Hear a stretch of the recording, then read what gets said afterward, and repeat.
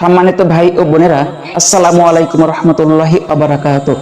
আজকের আলোচনার বিষয় হলো দাওয়াত কেবল মুসলিমদের জন্য নয় বরং সবার জন্য।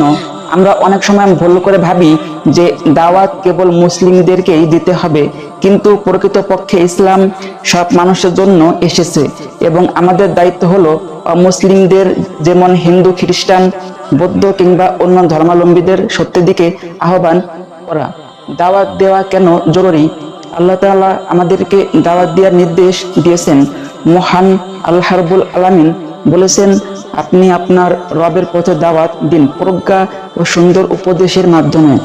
রাসূলুল্লাহ সাল্লাল্লাহু আলাইহি সাল্লাম সকল মানুষের জন্য নবী ছিলেন।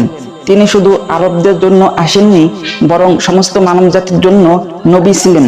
মহান আল্লাহ রাব্বুল আলামিন বলেছেন, আমি আপনাকে সমগ্র মানব জাতির জন্যই রাসূল হিসেবে প্রেরণ করেছি। সাহাবাগণ মুসলিমদের দাওয়াত দিতেন। ইসলামের ইতিহাসে দেখা যায় সাহাবারা দুনিয়ার বিভিন্ন দেশে গিয়েছেন এবং সেখানকার অমুসলিমদের ইসলামের দিকে আহ্বান করেছেন। রাসূলুল্লাহ সাল্লাল্লাহু আলাইহি ওয়াসাল্লাম কিভাবে অমুসলিমদের দাওয়াত দিয়েছেন? সুন্দর আচরণ ও আখলাকের মাধ্যমে।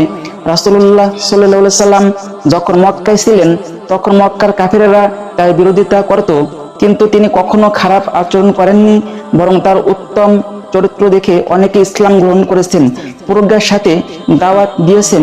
রাসূলুল্লাহ সাল্লাল্লাহু আলাইহি ওয়াসাল্লাম কখনো কঠোর ভাষায় কথা বলেননি। তিনি কোরআনের শিক্ষা অনুযায়ী হিকমত ও সুন্দর ভাষায় দাওয়াত দিয়েছেন, ধাপে ধাপে দাওয়াত দিয়েছেন। প্রথমে এক আল্লাহর উপর ঈমানের কথা বলেছেন, মুক্তি পূজার অসারতা বুঝিয়েছেন, ইসলামের ন্যায় বিচার, মানবতা ও ভ্রাতৃত্ব ও শান্তির বার্তা প্রচার করেছেন। আমাদের বর্তমান বাস্তবতা, আমরা অনেক সময় অমুসলিমদের সঙ্গে শত্রুর মতো আচরণ করি, যা ইসলামের শিক্ষা নয়। আমরা তাদের কাছে ইসলামের সৌন্দর্য তুলে ধরার পরিবর্তে বিতর্কে জড়িয়ে পড়ি। অনেক মুসলিম নিজের দিনের বিষয়ে অজ্ঞ, ফলে সঠিকভাবে দাওয়াত দিতে পারে না। অমুসলিমদের দাওয়াত দেওয়ার সঠিক পদ্ধতি: সুন্দর ব্যবহার করুন, গালিগালাজ বা খারাপ ভাষা ব্যবহার করবেন না।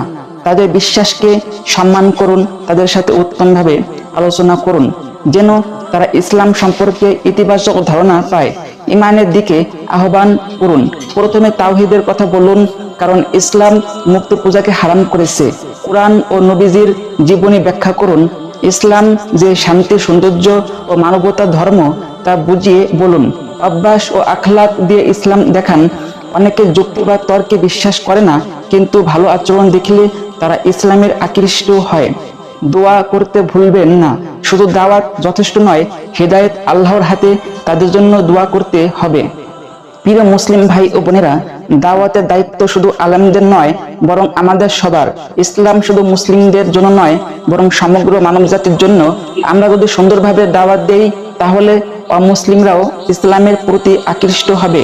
আল্লাহ আমাদের সবাইকে রাসূলুল্লাহ সাল্লাল্লাহু আলাইহি সাল্লামের পদ্ধতি অনুসরণ করে সঠিকভাবে দাওয়াত দেওয়ার তৌফিক দান করুন। আমিন।